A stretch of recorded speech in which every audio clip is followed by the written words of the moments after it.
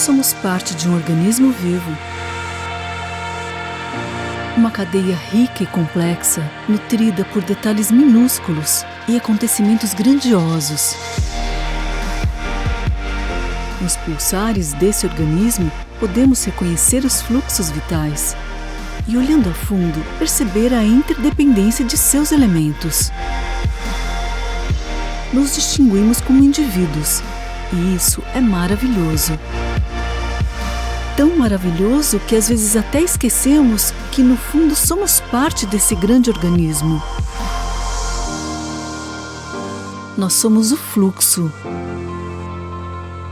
Nossas ações individuais interferem sim em tudo ao redor. Nosso pulsar pulsa o mundo. Nossos movimentos transformam a sociedade e transformam vidas. Somos únicos e, ao mesmo tempo, somos um só sangue. Esse poder transformador está perto, bem ao alcance. O poder de mudar o futuro de um indivíduo, de uma família, de uma comunidade ou de um país. Pois quando você se envolve no simples ato de doar sangue, seja acolhendo, coletando, recebendo ou doando, você se torna parte desse fluxo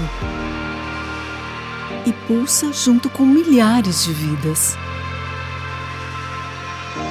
Somos únicos e, ao mesmo tempo, somos um só sangue.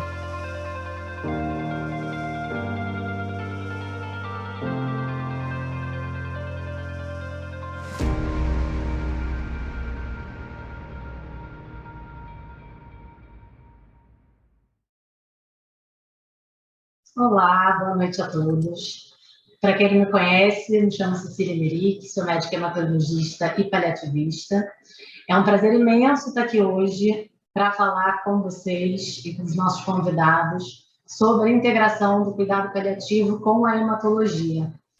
Para começar, eu queria contar para vocês um pouquinho das novidades, que a gente está tendo agora na BHH com o Comitê de Cuidados Paliativos.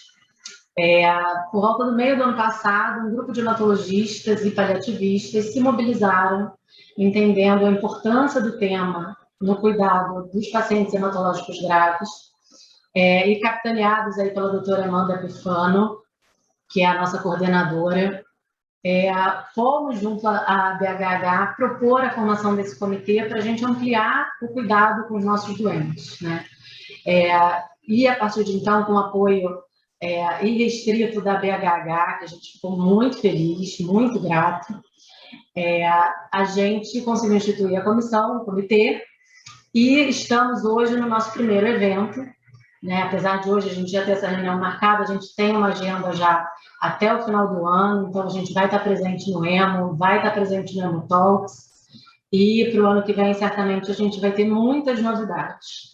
Então, hoje a intenção é a gente conversar um pouquinho sobre o que a hematologia e o cuidado paliativo podem aprender um com o outro.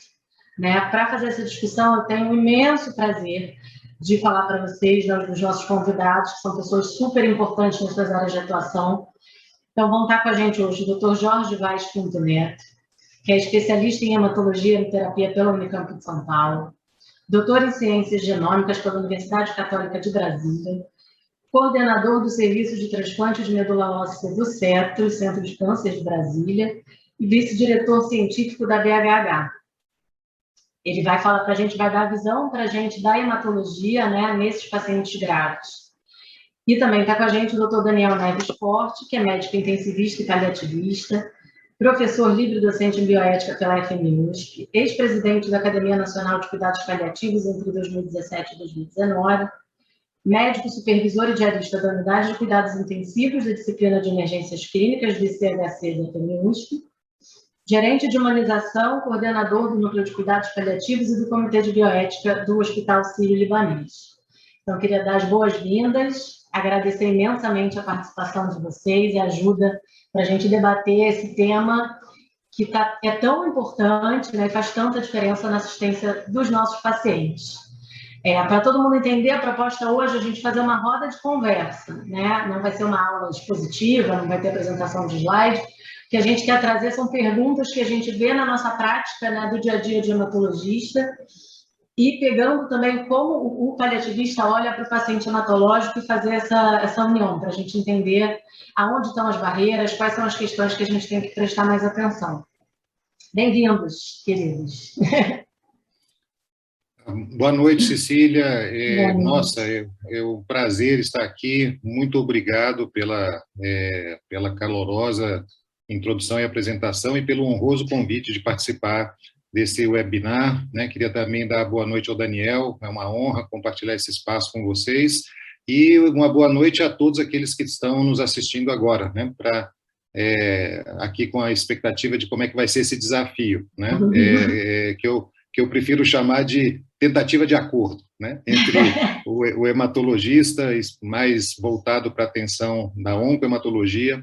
Eu acho que eu vou começar, enquanto o Jorge entra aí de novo, acho que a gente pode começar já falando, vendo a tua visão, né? Porque acho que a grande questão vamos começar pelo tema, né? Pelo nome. O que a gente pode aprender um com o outro? Assim, o que o cuidado paliativo tem a acrescentar no cuidado do paciente hematológico grave?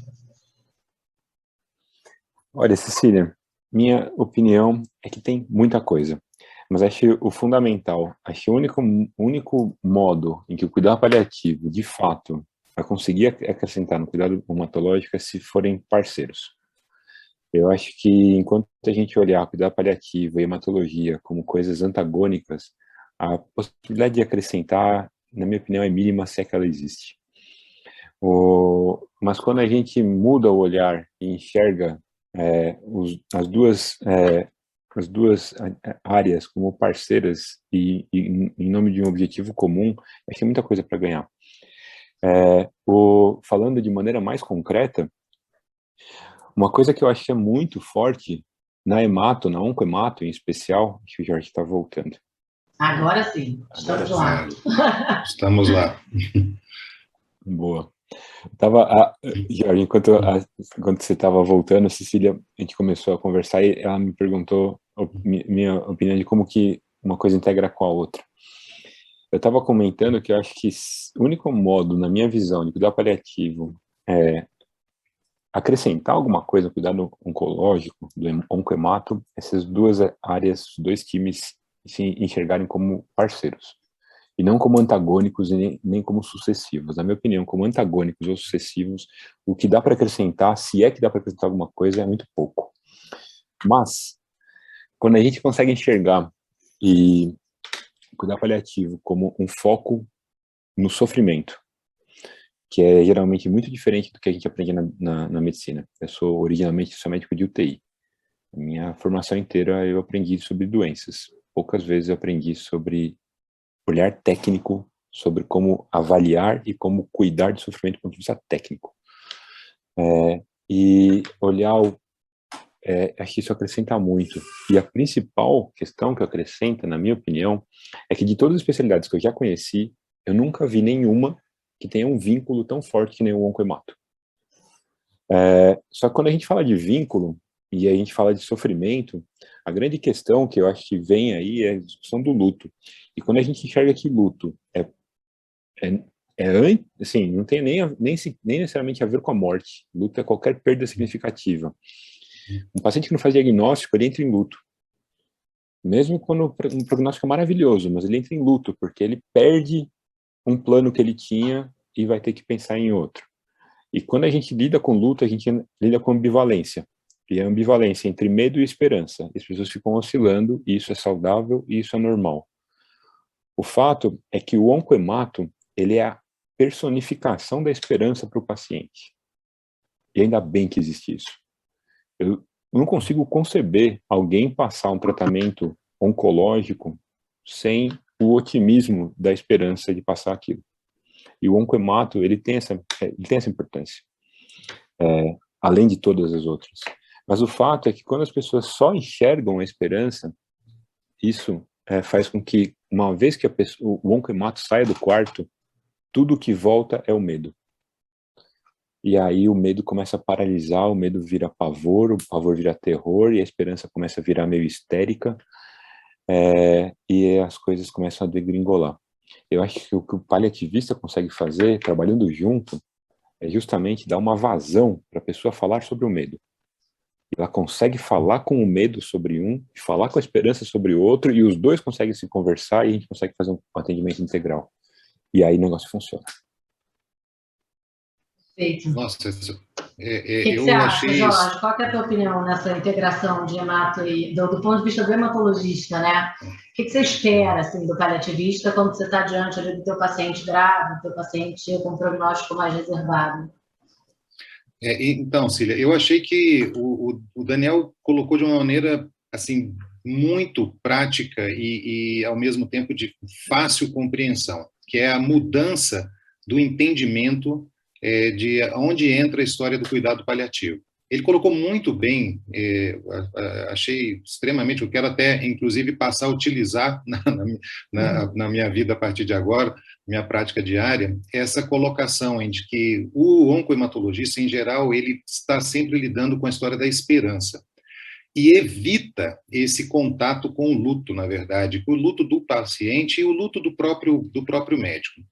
Eu diria que a gente tem até dois cenários nesse sentido. Um cenário que é na época do diagnóstico, onde então a gente vai trabalhar a esperança, e é onde a gente sabe trabalhar isso. A primeira vez que a gente se confronta com o luto, e aí eu acho que esse luto, de certo modo, é também sentido pelo oncohematologista, é no momento da recidiva das doenças. Especialmente quando nós estamos falando de doenças que você tinha um potencial curativo.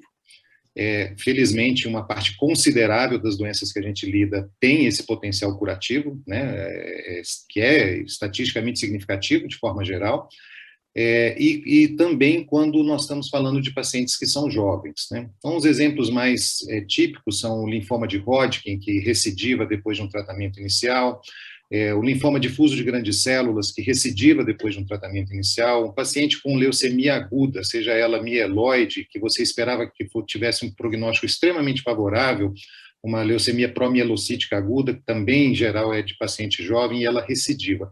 Então, esse momento da recidiva, há um comprometimento da nossa percepção da esperança, como enquanto médico assistente, médico determinador do tratamento do paciente, e a gente tem esse primeiro contato com o luto. E a gente, então, vê na história do cuidado paliativo, né, essa é uma vivência que eu quero relatar como minha própria vivência ao longo desses 25 anos de carreira, como sendo a falha, né? Você não foi capaz de entregar para o paciente aquilo que você desejaria, que seria o controle de mais longo prazo, com boa qualidade de vida, ou até mesmo a cura mesmo da doença. E o cuidado paliativo, ele era visto somente na terminalidade, né, do paciente, ou seja, acabava virando um cuidado paliativo de urgência, né, que você encaminhava de maneira urgente para o paliativista, porque você agora fala assim, olha, agora eu não tenho mais saída. Então, esse trabalho conjunto, parceiro, como o Daniel colocou, é a visão perfeita, na minha opinião, do que deve acontecer. É a gente entender que o cuidado paliativo, ou o médico paliativista, vai trabalhar sobre um aspecto da doença, e o Daniel colocou muito bem, que é o lado do medo, né, o lado do luto, ao passo que a gente vai continuar trabalhando conjuntamente, em parceria, esse lado da esperança. Eu acho que isso exemplifica muito bem o que foi, né, como era essa visão anterior, e aonde a gente está e aonde a gente pode chegar. Perfeito. Acho que disso tudo que vocês estão falando, né, a gente não pode esquecer que a gente tem o nosso luto, né, a nossa frustração também, a nossa perda. Quando a gente vive uma recidiva de um doente, a gente também vive, né, um processo, a gente olha muito para o doente, a gente tem que olhar para a gente. Acho que o hematologista olha muito pouco para si. Né, a gente se ocupa tanto de pacientes tão graves e a gente tem tanta expectativa ali em cima daquela conduta que a gente olha pouco para a gente. Acho que é uma lembrança importante que o cuidado paliativo traz, né, do autocuidado. É super importante. Uma outra coisa que eu queria perguntar, acho que dentro desse assunto, Jorge, vamos falar um pouquinho sobre a particularidade do paciente hematológico. Acho que o Dani já levantou a bola de que o vínculo entre médico e paciente dentro da oncohematologia, ele é muito forte, muito diferenciado. Assim. Como é que você vê esse vínculo e essa proposta de cuidado paliativo? Porque, o que eu quero dizer? é muito difícil a gente separar as coisas, né? A gente vira ali um binômio médico-paciente, uma coisa muito junta, assim. O que você vê como a grande particularidade dessa relação? Eu acho que a hematologia tem uma peculiaridade, Cília, que é o fato de que a gente trabalha de maneira meio independente, né? Nós nos encarregamos de dar o diagnóstico do paciente. Isso era mais presente em épocas remotas, né? Onde pessoas, né, os chamados hematossauros como eu, íamos lá, fazíamos o mielograma do paciente, corávamos a lâmina, víamos ao microscópio, aí tinha bastonete de Auer, você falava, e agora eu vou dizer para o paciente qual é o tratamento, né? Vou fazer a inserção dos catéteres e iniciar a quimioterapia, né? Então, assim, a gente sempre foi muito independente. Então, há uma ligação também muito forte, né? Outra peculiaridade é que, em geral, os resultados das toxicidades, né? Vamos esperar o Jorge voltar. Enquanto isso, deixa eu passar para a minha próxima pergunta, Dani, que era para você. Que eu acho, depois eu volto a pergunta para o Jorge concluir. A hematologia é uma das especialidades que mais a gente vê em inovação terapêutica, né? A gente tem novas drogas, novas possibilidades, né? A gente tem muita coisa para oferecer para o paciente. E acho que isso faz muita diferença na hora da gente escolher, né? Da gente escolher se a gente vai seguir numa próxima linha, se a gente vai aderir a um tratamento de suporte. Como que a gente faz, dentro desse cenário de tanta inovação, para prognosticar, né? Assim, de forma mais segura e mais... enfim, Jorge vai voltar aqui para o ao vivo. Continua, só falando da nossa independência, né? Então, o hematologista ele é muito independente, né? E também por isso mesmo muito ligado ao paciente. Um outro aspecto que eu acho que é importante é que nós nos habituamos a ver, por exemplo, um resultado de hemograma com citopenias que outros colegas de outras áreas considerariam dramáticas, né? E a gente convive muito bem com essas alterações, né? A gente aprende a não ter medo desses achados anormais e convive bem com eles. E acaba transferindo, né, essa confiança até para o próprio paciente, né? É bem comum que um paciente que já fez alguma linha de tratamento, né, ou está no meio do tratamento, que ele olhe para o seu hemograma, veja lá uma contagem de 30 mil plaquetas e ele acha que ele mesmo já entendeu que está bem, né, que não há necessidade de suporte hemoterápico específico nessa situação. E se ele vai para um cardiologista, o cardiologista vai, por exemplo, ficar ali inseguro, né? Então, essa conexão com o paciente realmente ela é muito forte. Eu acredito que seja um pouco por essa independência que nós temos e essa grande confiança de entender o que está acontecendo do ponto de vista biológico, né, biopatológico com o paciente, né? E isso acaba resultando, Cília, como você colocou, né, no enfrentamento da frustração e na vivência do luto no momento da recidiva, ou da falha do tratamento, ou de ter que encarar uma toxicidade inesperada, né, que também são, infelizmente, eventos que a gente tem que reconhecer como comuns, né, ou pelo menos de risco de ocorrência maior do que em outras áreas.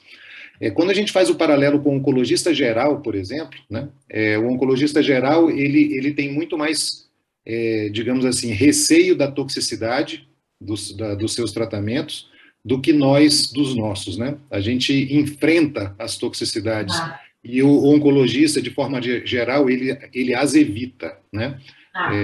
Eu acho que isso é um aspecto também. Perfeito. Eu acho que tem uma coisa nessa história também, que é o seguinte, eu sempre brinco, que é o seguinte, só quem sabe hematologia é o hematologista, né? Então, a gente fica também num vínculo ali, as pessoas não têm muito domínio ali do que a gente está fazendo, né? Essa vivência do hematologista é uma vivência muito peculiar. Então, é difícil você também, né? O vínculo fica muito com a gente, porque a gente é que sabe. Assim, o paciente vai conversar com o clínico dele sobre o protocolo de quimioterapia que ele está fazendo, grego, né? É grego, assim. A gente sabe, é muito específico, né? Então, a gente cai sempre nessa história do vínculo e da nossa presença ali. Eu estava até dividindo isso com um colega hematologista no hospital outro dia, que é na leucemia interna, o cara passa 45 dias internado e você vai lá todo dia. Todo dia. Então, assim, no momento mais difícil da vida dele, você vai lá todo dia. Né? Então, é uma população realmente muito, muito específica. Quando você caiu, Jorge, eu estava perguntando para o Dani, como é que a gente faz para prognosticar nessa era que a gente tem, principalmente na hematologia, de tanta inovação tecnológica, tanto remédio novo, tantas possibilidades, terapia-alvo, CAR-T-cells, assim, é tanta coisa, né? O próprio transplante, né? A melhora, né? O desenvolvimento do transplante. Como é que a gente faz para pegar um paciente, né, grave, que a gente sabe que está aí recidiva, né, que tem um prognóstico mais difícil, que a gente olha e fala, bom, a coisa tá ruim, mas eu tenho uma próxima opção. Como é que a gente faz? Como é que a gente para, né? Não necessariamente parar, mas assim, como é que a gente entende essa evolução se a gente sabe que a cada momento vai ter uma coisa nova? Bom, não sei, vamos esperar para ver o que o Dani tem para dizer, né? Mas eu acho que esse é um desafio importante. Né? É difícil, né? É dificílimo. Longe de ter a resposta com letra maiúscula nessa história, mas até juntando o que o Jorge acabou de falar com o que a gente estava falando antes, eu acho assim, existe prognosticar é difícil, ponto. Prognosticar num ambiente de muita incerteza é mais difícil ainda. E eu acho que aí uma das reações mais comuns é a paralisia da incerteza. Não dá para saber, então mantém. Mantém a conduta, ou aumenta, intensifica o tratamento, dobra a aposta e por aí vai. O que eu acho que junta muita coisa é que, diante dessa paralisia da incerteza, é de novo o luto. E não só o luto do paciente, porque quando a gente enxerga o luto como fundamentalmente dual, tem o polo do medo, tem o polo da esperança, as pessoas ficam oscilando, normal, saudável, inclusive. E não só os pacientes ficam oscilando, os familiares ficam oscilando e a gente fica oscilando também. Mas o que se entende hoje de luto disfuncional é quando a pessoa fica presa em um polo. Quando a pessoa fica presa no polo do medo, geralmente é depressão. A pessoa está deprimida. Quando a pessoa fica presa no polo da esperança e não entra em contato com o medo, ela não entra em contato com o risco. E aí o que acaba acontecendo é pensamento mágico, é meio ilusório, é arriscado, tomam condutas arriscadas demais e imprudentes, inclusive. Isso para todos os lados. Isso falando do ser humano. E eu acho que isso acontece também com nós, profissionais de saúde. E uma coisa que eu acho que é muito, na minha opinião, rica da convivência junto com oncos, junto com hematos, junto com especialidades outras, é justamente ter essa conversa fora do quarto, entre a equipe. E isso é interessante tanto para nós paliativistas aprendermos 1 milhão de coisas com vocês, hematos. A oportunidade que eu tive de aprender com a equipe de hemato do Sírio, para mim, é ímpar. Eu aprendi horrores com muita coisa que eu não sabia nem... A primeira vez que eu vi aquela evolução de TMO, eu ficava olhando assim, falando, meu, o que é isso? Mas dá para aprender muita coisa de medicina. Quem não gosta de medicina é um prato cheio.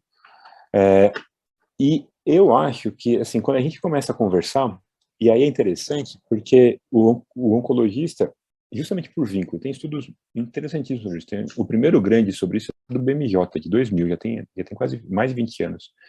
Quanto maior o vínculo, maior o viés otimista no prognóstico. A gente perde a acurácia de prognóstico quando a gente tem vínculo. A gente ganha a acurácia de prognóstico com maior quilometragem de carreira. Mas a gente perde com vínculo. Não só isso, tem outros estudos, tem uma revisão do JAMA sobre isso, que nós, profissionais de saúde, nós temos um viés otimista que nos faz superestimar benefício dos tratamentos e subestimar malefícios. É um viés sistemático do nosso pensamento. E o que acaba acontecendo é que, por viés de confirmação, poxa, a gente estuda aquilo, a gente vê aquilo. Na hora que aparece um paciente com aquela doença, a minha tendência é superestimar aquilo. Ter alguém que consegue puxar para o outro lado e consegue discordar, e a gente consegue conversar, e de novo, por isso que eu acho a parceria fundamental. Porque se conseguir discordar num ambiente profissional, mantendo respeito, mantendo... poxa, não é porque eu não concordo com a sua avaliação de prognóstico que eu te acho um profissional ruim. Não, é justamente porque eu sei que você tem muito vínculo, justamente porque eu sei que você está envolvido. E isso dá, de novo, o luto no sentido das pessoas torcerem para o melhor e estarem preparadas para o pior. Então a gente consegue pensar em plano A e plano B. E pensar em plano A e plano B é uma coisa que diminui muito a ansiedade de todo mundo, incluindo da equipe. E a gente consegue tomar condutas mais ponderadas para todos os lados. Então eu acho que essas conversas fora do leito, e eu tive muita oportunidade, a gente fecha a porta, eu brincava com o pessoal assim, eu fechava a porta e falava, pessoal, agora a gente vai se matar aqui e a gente vai sair com um consenso. É muito útil e é muito importante para a boa prática profissional um negócio desses. Faz muita diferença. Mais uma vez, a necessidade dessa parceria, né, Dani? Para a gente poder ter visões diferentes, né? Visões de lugares diferentes. Assim. O que você acha, Jorge? Olha, eu concordo em gênero, número e grau e acrescentaria que quando você... Uma outra característica do hematologista, Cília, é o trabalho em equipe, né? Você não consegue fazer uma assistência, né, na sua total amplitude ao doente oncohematológico se não for com um trabalho em equipe. Esse paciente, em algum momento, vai precisar de assistência sob internação, e com isso ele vai estar sendo também assistido, por exemplo, por outros colegas. É comum que esse tipo de organização dos serviços ocorram, tanto no serviço público quanto na iniciativa privada, onde você tem o colega que trabalha predominantemente na assistência ambulatorial e o outro na assistência do paciente internado, né? E ali, as condutas que você orientou, eu estou achando que eu não posso falar, né? Quando eu falo, a internet cai. Travou, mas agora eu vou fazer falas bem curtas. Eu vou fazer falas bem curtas, eu estou achando que é esse o problema. Mas então, quando a gente trabalha em equipe, e essa equipe trabalha de maneira, né, honesta, né, e existe uma confiança, né, de que você pode sofrer uma crítica, e essa crítica é construtiva, né? Eu sempre digo que se você focar sempre de que o foco, de que o principal é o bem-estar do paciente, dificilmente você vai errar com menos, vai ser mais difícil cometer o erro. Então, isso eu já tive a oportunidade de viver várias vezes, né, em que você, médico assistente, médico com vínculo com o paciente, indica uma nova linha de tratamento ou indica um acréscimo de medicação, no momento em que o seu colega, né, que não é paliativista, mas que vai se encarregar de cuidar do paciente durante aquela internação, junto com você, ele olha para aquilo e discorda, né? E então, se vocês têm a liberdade, né, e a transparência de poder conversar sobre isso já é um ganho, né? A chegada do paliativista, o entendimento do conhecimento de cuidados paliativos de maneira mais organizada, integrativa, e com melhor parametrização, facilita muito mais, né? Porque o outro colega que não tem essa visão, vamos chamar assim, mais específica do cuidado paliativo, mas ele vai ter menos instrumentos, menos ferramentas para debater contigo e colocar o contraponto, né, daquela sua nova proposta de tratamento, nova proposta de intervenção, que, pelos vieses que já foram colocados aqui, podem não ser as mais adequadas, né? Perfeito. Eu vou aproveitar que a gente está nesse assunto, que eu acho que é um assunto que pega muito para todo hematologista. Tem uma pergunta no chat. Quem quiser mandar pergunta, né, conforme a gente for tendo tempo, é só mandar aí na caixinha de pergunta do site. Mandaram aqui para a gente, do ponto de vista ético, sabemos que na fase terminal da enfermidade, de enfermidades graves e incuráveis, é permitido ao médico limitar ou suspender procedimentos e tratamentos que prolonguem a vida do doente. Mas como definir terminalidade na hematologia? Que eu acho que essa pergunta, para mim, pega num lugar super sensível, que é quando aqui a gente está discutindo prognóstico, se a gente vai instituir uma próxima linha de tratamento ou se a gente vai instituir a terapia de suporte. Quando a gente fala de suspensão de medidas no paciente hematológico, aí o bicho pega, porque aí é muito difícil, né? É muito difícil a gente encarar a terminalidade no paciente hematológico. O que você acha, Dani? Como é que funciona isso para você? Olha, uma coisa que é muito interessante de conversar com o judiciário sobre isso.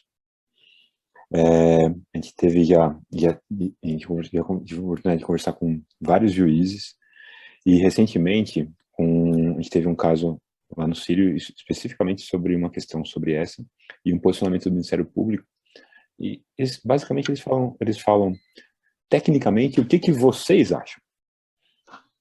Então, assim, se um hematologista fala que eu não tenho mais um tratamento para fazer e o meu paciente está numa fase final de evolução daquela doença, é o melhor parâmetro que tem.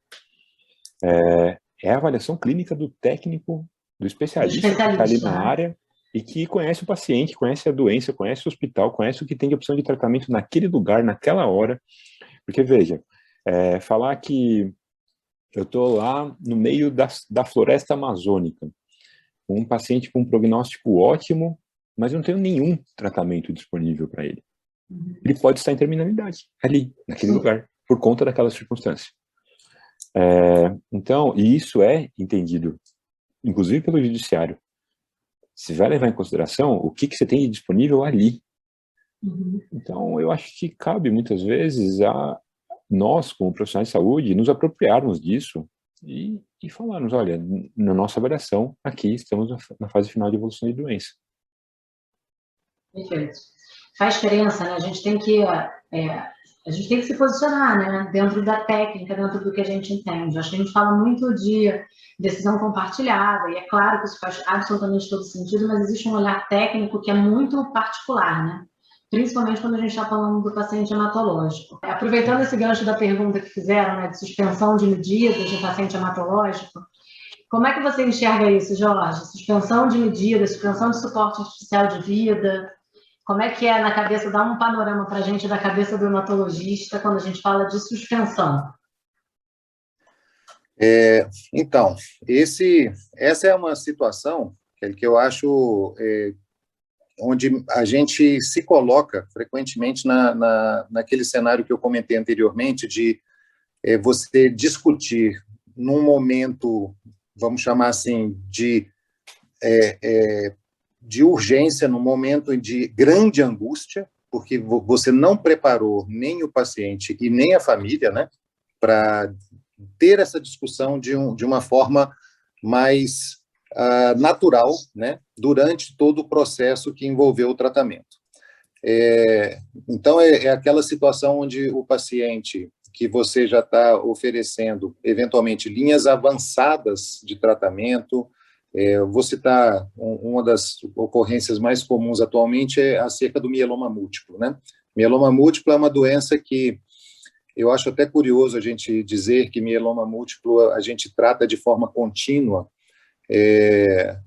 e eu concordo com essa afirmação, porque uma vez que o paciente recebe o tratamento de primeira linha, se ele progride, você imediatamente insere a segunda linha, e a terceira, a quarta e a quinta, e hoje nós temos uma possibilidade de combinação de combinações distintas, né, de drogas ativas contra o mieloma que consegue gerar controle biológico, o controle laboratorial da doença durante muito tempo, ou por várias tentativas.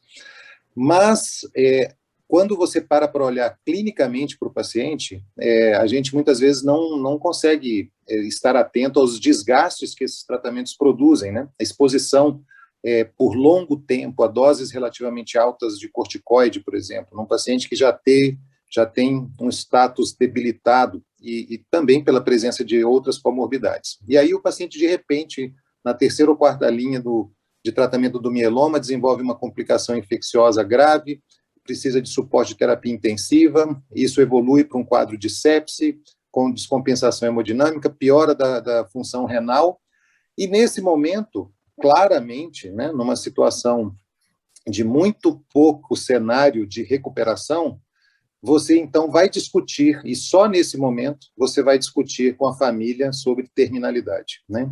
Quando isso deveria ter sido trazido à mesa desde o diagnóstico, né? Às vezes o paciente nos pergunta o que eu devo esperar, né, desta doença e dos tratamentos. E a gente diz, nós vamos controlar a doença e você vai ficar bem, né? Ou seja, a gente conta só a parte boa, né? Ou pelo menos a gente só descreve a nossa esperança. A gente descreve só a nossa esperança, como o Daniel colocou aí anteriormente, né? Você sabe que nessa linha do que você está falando, Jorge, desculpa te interromper, porque a gente teve duas perguntas muito na linha exatamente do que você está falando. Vou ler aqui para você, até para você ver como as pessoas compartilham dessa tua visão. Boa noite a todos, muito obrigada pela excelente conversa. Se possível, eu gostaria de ouvir do Daniel um pouco mais sobre o estigma que envolve os cuidados paliativos e o conceito errado de que se trata de cuidados para paciente em fase final de vida, além dos benefícios da indicação precoce de cuidado paliativo.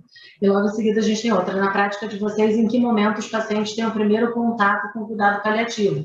Que vai muito disso que você está falando, né, Jorge? Desse acionamento tardio, que enfim, quando a gente se depara ali só com o cuidado ali de fim de vida, quando o cuidado paliativo é muito mais do que isso.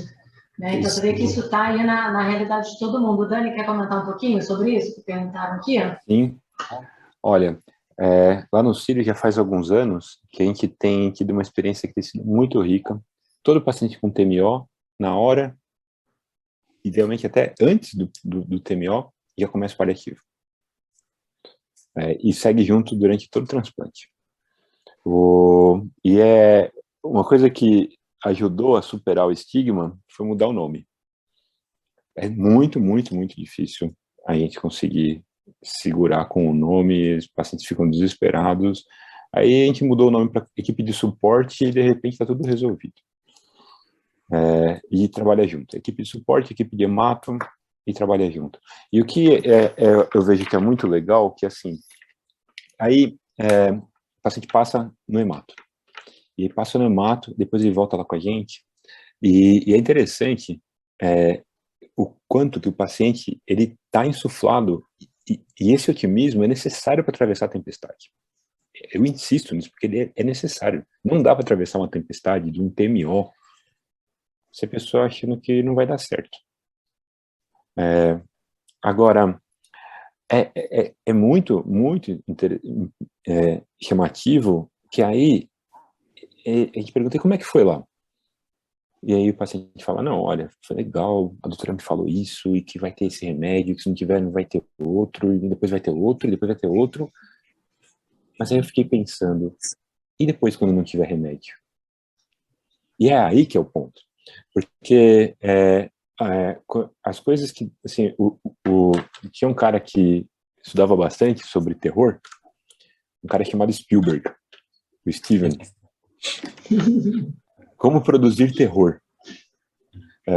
E aí, um dos maiores jeitos de produzir terror é você não mostrar o bichão. Então, assim, no filme do Tubarão, o tubarão mesmo, ele não aparece até metade do filme. Até metade do filme aparece a musiquinha, a barbatana, aparece, o cara some, aparece o sangue, mas não aparece o bicho. E isso provoca terror nas pessoas. Na metade do filme, e ele faz isso de propósito, na metade do filme aparece o bocarra lá do bichão. Não é que o filme vira comédia romântica, mas ele deixa de ser terror, ele passa a ser suspense. Porque quando a gente nomeia as coisas, a gente consegue lidar com elas. E aí você vai pensar, o que eu vou fazer para fugir, para matar o bicho, e por aí vai. É a mesma coisa. Quando a gente pensa, tem a primeira, a segunda, a terceira, a quarta, a quinta linha. E aí o paciente depois vai pensar, mas e se a quinta não funcionar? E se a gente conseguir conversar com o paciente, e o jeito que eu gosto de conversar é plano A, plano B, até o plano Z. E eu gosto de falar assim, olha, então, ó, o doutor tem o plano A, o plano B, o plano C e o plano D. Mas se nenhum desses funcionar, vamos pensar aqui o plano Z. O plano Z é aquele se tudo der errado. Se a doença sair de controle, ninguém conseguir segurar essa doença, o que a gente vai fazer com isso? E aí eu falo, olha, vou tirar o tubarão da água. Eu falo desse jeito, eu conto a história do tubarão. Vou tirar o tubarão da água. Vamos fazer sashimi do tubarão. Sashimi de tubarão é o seguinte, o doutor sabe muita coisa de hemato, mas se nada disso que a gente tiver na medicina conseguir segurar essa doença, se nada conseguir controlar essa doença, a gente vai controlar a sua dor. E se tudo der errado, dá para cuidar para que no pior cenário, a morte seja digna e pacífica, e você esteja aqui junto com a sua família, a gente vai estar apoiando você e sua família. Esse é o pior cenário. Se tudo der errado, lembra disso. Agora guarda esse pacotinho, põe ele lá embaixo da cama e vamos voltar para o plano A. Isso dá uma redução de ansiedade, tem randomizado disso. Tem randomizado no BMJ sobre isso. Isso reduz a ansiedade, isso reduz a depressão. E quando eu chegar lá na frente, se por acaso realmente o paciente não responder a quinta, sexta, sei lá, que linha, às vezes o paciente volta e fala assim, é a hora do plano Z, né, doutor? E as coisas vão acontecendo, é um processo que vai acontecendo. Isso torna a trajetória da doença muito mais serena para todo mundo. E isso evita uma coisa que eu acho que é o que mais me chama a atenção nos trials, nos randomizados de paliativo. A gente tem 3 grandes meta-análises de paliativo. Tem uma do JAMA, de 2016, mostrando que, juntando os randomizados, você consegue melhorar a qualidade de vida, melhorar o controle de sintomas e reduzir custo. Essa foi a primeira grande meta-análise. Depois, tem uma de 2018 da Cochrane. E a meta-análise da Cochrane, ela pegou só os estudos de cuidado paliativo quando o cuidado paliativo começa na hospitalização, na crise. Então, hospitalizou, crise, começa a cuidar paliativo. E aí, a meta-análise da Cochrane mostra que, de fato, você consegue ter benefício em cuidados centrados na pessoa. A diferença é significativa. É bom, é difícil ter benefício em cuidados centrados na pessoa. Os PROMs e PREMs. Mas aí tem uma outra meta-análise de 2019, avaliando só os trials quando o cuidado paliativo começa antes da internação, no ambulatório. E aí você tem aumento de sobrevida. E, para mim, é muito evidente por que você tem o aumento de sobrevida. E é justamente porque você tem o plano A e o plano B, diminui a depressão, diminui a ansiedade, diminui essa reatividade e essa ansiedade de todos na jogada, médicos, pacientes, familiares.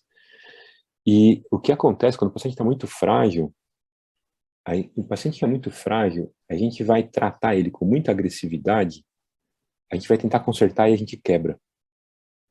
A intenção é ótima, mas o paciente quebra. É aquele paciente super frágil, aí você fala, eu vou fazer só uma dose metronômica de cisplatina e puf, arrebenta tudo. Uma intubaçãozinha, pá, pneumotórax, hipotensão, choque. Começa a ter um equilíbrio muito instável, muito frágil. Esses pacientes muito frágeis, eles precisam de menos tratamento e mais cuidado, e acho que é aí que a gente consegue ganhar benefício, inclusive de sobrevida.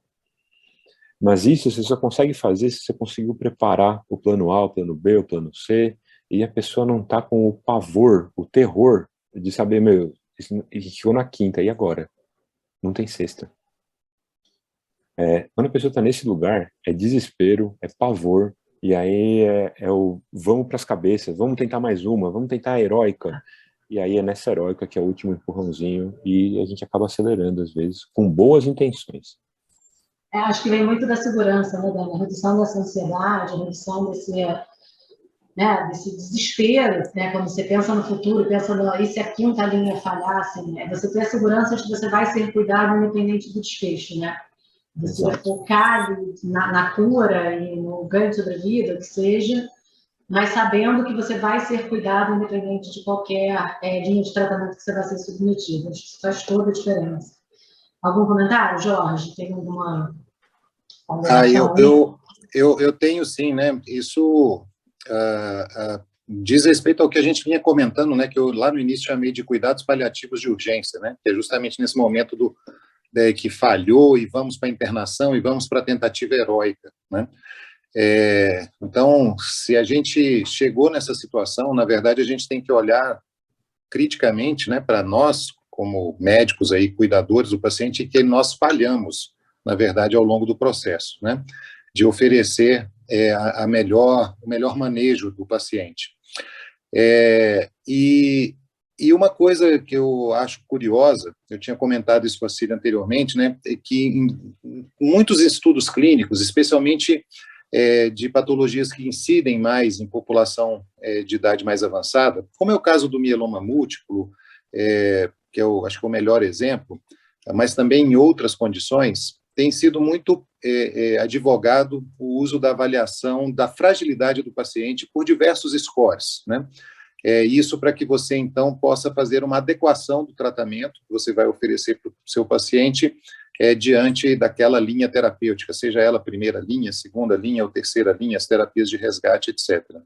Mas, curiosamente, isso é visto pelo médico assistente, pelo médico hematologista, ou oncohematologista, como uma forma de ajustar aquela linha de tratamento ao seu paciente, à realidade dele.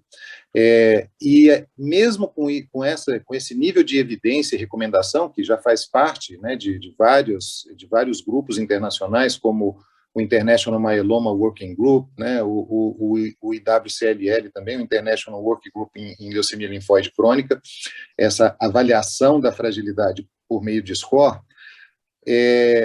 não existe ali uma recomendação de em que situação você vai recomendar apenas paliação, né? Eu quero até tirar a palavra apenas, porque parece que a gente está oferecendo pouco, né? Mas em que situação você vai oferecer exclusivamente paliação e não intervenção na patologia de base? Então, eu acho que a gente tem sim que se preparar e considerar que esses scores são auxiliares, mas que também apontam, né? Uma vez que você consegue apontar de maneira objetiva a situação de fragilidade do paciente, isso deveria chamar a sua atenção para, pelo menos, iniciar ali o acompanhamento da equipe de cuidados paliativos, né? Como o Daniel falou também, mudou o nome, né? Que, infelizmente, realmente a palavra paliativo, embora signifique originalmente proteção, né? Proteger, ela acabou ficando com uma alcunha de não há mais o que ser feito, né? Então, aqui em Brasília, por exemplo, a gente tem utilizado o termo ambulatório de qualidade de vida, né? Ao invés de cuidado paliativo. Eu achei que a equipe de suporte também foi uma bela estratégia, né? Para minimizar o impacto que, infelizmente, o peso da palavra paliação acabou recebendo ao longo do tempo. É isso, sabe? Outra coisa que eu queria perguntar para vocês, gente, que eu acho que é super importante, que eu acho também muito desafiador no cuidado do paciente hematológico. A gente observou agora com a pandemia um aumento de 30% dos óbitos domiciliares de pacientes oncológicos em cuidado paliativo, né? Será que isso é uma realidade possível para o paciente hematológico? Eu digo isso porque a minha sensação, assim, o processo de morrer do paciente hematológico é muito complexo. Muito complexo. E a gente se depara várias vezes, às vezes a gente tem um paciente, né, que a gente tem uma diretiva bem definida, uma compreensão do estado terminal da doença, enfim, né, desse momento de doença em que a gente não vai fazer nenhuma terapia modificadora de doença, e o paciente está no hospital e fala para a gente, né, eu quero ir para casa.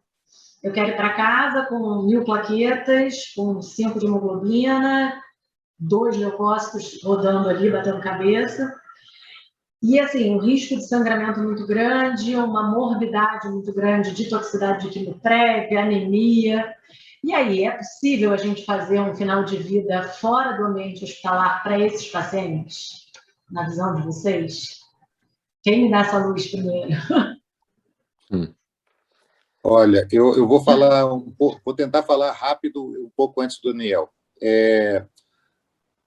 De fato, é muito difícil, né? Porque a gente acaba incluindo chamando de terapia de suporte, por exemplo, o suporte hemoterápico, né? As transfusões, transfusão de concentrado de plaquetas, concentrado de hemácia, uso de antibiótico, profilaxia, né? Isso tudo a gente chama de terapia de suporte. E aí depende muito, né, em que situação nós estamos, né?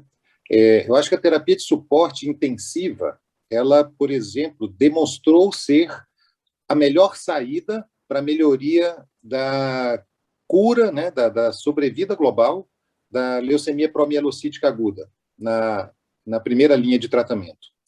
Mas, se nós estamos em outro cenário, um paciente que está com insuficiência medular por progressão de doença, seja ela qual for, né, que já falhou a tentativas, né, razoáveis de tratamento anteriormente, a gente precisa preparar o paciente e a família, né, para este cenário, né, de que a eventual desfecho de morte em domicílio pode representar um quadro dramático de sangramento, né, e que isso vai, de alguma maneira, expor a família a algo que ela não está preparada, né, e que vai ser, e que a gente teme que seja traumatizante, né, especialmente se esse sangramento é exteriorizado, ou que essa morte ocorra de maneira, eventualmente, muito rápida, né? O paciente sofre um sangramento do sistema nervoso central e tem, então, uma parada, né, cardiorrespiratória súbita, né? Que, de certo modo, não estava sendo esperada para aquele exato momento. Então, eu acho que tudo depende da nossa capacidade de comunicação prévia com o paciente e com a família e observação dos desejos e anseios, especialmente do paciente. Eu quero lembrar que um indicador de qualidade de tratamento na oncologia um indicador negativo, é quando o óbito do paciente ocorre na UTI e logo após uma intervenção, né, terapêutica da doença de base. Então, os oncologistas levam isso muito a sério. Este cenário não pode ser empregado de maneira não crítica, né, para a hematologia, porque senão nós estaríamos condenados, né, a que os pacientes com leucemia aguda fossem todos, entrassem na lista, né, daqueles que receberam um tratamento inadequado. Mas eu acho que isso é bem enigmático e que a gente deveria olhar isso de maneira a absorver um conceito de que se o nosso paciente, em linhas avançadas de tratamento, acaba sofrendo o processo de morte sob internação, especialmente na unidade de terapia intensiva, portanto, distante dos seus entes mais queridos, né? E logo após mais uma tentativa de interferência na evolução da doença de base, a gente tem que olhar isso como um desfecho negativo na qualidade da assistência que a gente está prestando. Queria ouvir o Daniel agora sobre isso. Jorge, eu concordo integralmente com o que você colocou. Eu sou intensivista também. De manhã intensivista, de tarde paliativista. Cara, LMA na UTI acabou de chegar. Pelo amor de Deus, vamos embora para a químio. Agora, é bastante diferente do paciente com, sei lá, mieloma, já com uma hipercalcemia, já com insuficiência renal, já com não sei o quê, já com não sei quantas linhas, vamos tentar fazer mais uma quimio heróica na UTI. Mas são cenários muito diferentes. Eu acho que o que faz muita diferença na melhoria do sistema é dado. Colher esses dados. A gente teve, acho, um upgrade muito grande quando a gente discutiu entre equipe de paliativo, equipe de TMO e equipe de UTI sobre os desfechos dos pacientes de TMO na UTI. E a gente começou a ver, olha, a gente tinha uma parte da equipe que estava achando, a UTI estava achando que era um horror, a hemato estava achando que era uma maravilha, e a gente chegou na conclusão, todo mundo junto, que não era nem um horror, nem uma maravilha, mas que, olha, tem alguns pacientes aqui que realmente nenhum desse perfil saiu. Então, foi interessante, porque ao mesmo tempo aumentou a receptividade dos intensivistas e diminuiu acho um excesso de otimismo dos hematologistas. E como dado, número, porque senão fica todo mundo lembrando daquele caso que é o caso da exceção, etc, etc. Agora, em relação à pergunta da Cecília do óbito domiciliar do paciente hematológico, é muito difícil para isso, concordo. Talvez um dos mais difíceis de todos. O que eu acho que ajuda é ter clareza do objetivo. Porque, assim, quando o objetivo está claro, a gente consegue, inclusive, avaliar melhor o risco-benefício. Porque, assim, para algumas pessoas, o objetivo de ir para casa tem alguns significados diferentes do que para outras. Se aquela pessoa tem clareza que estou no final da minha vida, e para mim, no final da minha vida, o que eu quero é ir para minha casa. Teve um paciente que falava isso. Era um paciente jovem, com uma leucemia, e ele falava, eu quero ir para minha casa e ter uma noite, eu e minha esposa, e mais ninguém. E eu prefiro morrer. E se eu morrer daquele ali, eu vou entender que eu vou estar morrendo fazendo a minha vida do meu jeito. Quando a pessoa tem uma clareza dessas, poxa, acho que todo mundo se mobiliza e move montanhas para um paciente fazer negócio desses. É muito diferente de um paciente que não está completamente informado, que o objetivo não é tão claro assim, que ele quer ir para casa porque ele quer só dar um tempo, porque ele quer voltar para amanhã estar melhor. Se o objetivo é claro, eu acho que dá para a gente fazer, inclusive, alguns riscos maiores em nome de alguns objetivos bem definidos. Perfeito. Interessante. Olha, a gente tem um monte de pergunta do chat, mas, infelizmente, não vai dar tempo. Vou ter que finalizar. Eu queria agradecer imensamente a participação de vocês, assim, por abrirem esse espaço e disponibilizarem para estar aqui hoje, dando os olhares de vocês, o ponto de vista de vocês sobre esses assuntos que são tão relevantes. Eu espero que a gente se encontre muito em outras reuniões do comitê, que a gente vai estreitando cada vez mais as relações, né, entre hematologia e cuidado paliativo. Então, assim, muito, muito obrigada. Quero saber se vocês querem fazer um comentário final, querem, enfim, deixar alguma coisa aí para o pessoal. Bom, eu queria dizer, Cília, que realmente foi uma experiência incrível, né? Esse tipo de conversa que nós tivemos aqui, que foi mais para o lado, digamos assim, conceitual, né? De trazer a expectativa dos problemas que a gente vive no dia a dia, ela deve se tornar cada vez mais, e nos diversos serviços, uma conversa da ordem prática, né? Onde o colega com conhecimento específico da área de cuidados paliativos, se for ele um hematologista, tanto melhor, né? Mas se não for, também é uma experiência muito agradável, já que a gente vai poder ser questionado, inclusive, sobre muitos das nossas rotinas, né? Que muitas vezes são incorporadas no nosso dia a dia e que a gente poucas vezes, ou em algumas vezes, não para raciocinar de onde elas vieram, né? Eu acho que isso deve se tornar cada vez mais um hábito, e a gente espera que esse trabalho possa ser aprimorado pelo comitê, né? E que, inclusive, a BHH possa incorporar a sequência de sociedades que são capazes de conferir o título de área de atuação no cuidados paliativos para os hematologistas no futuro. Ótimo. Dani, algum comentário? Eu saio daqui mais empolgado do que eu entrei. Que bom! Porque eu vejo assim, é difícil. A gente estava conversando antes de começar. Alguém fazer oncohemato, a pessoa não é daquela turma que gosta de coisa fácil, por definição. E paliativista também não.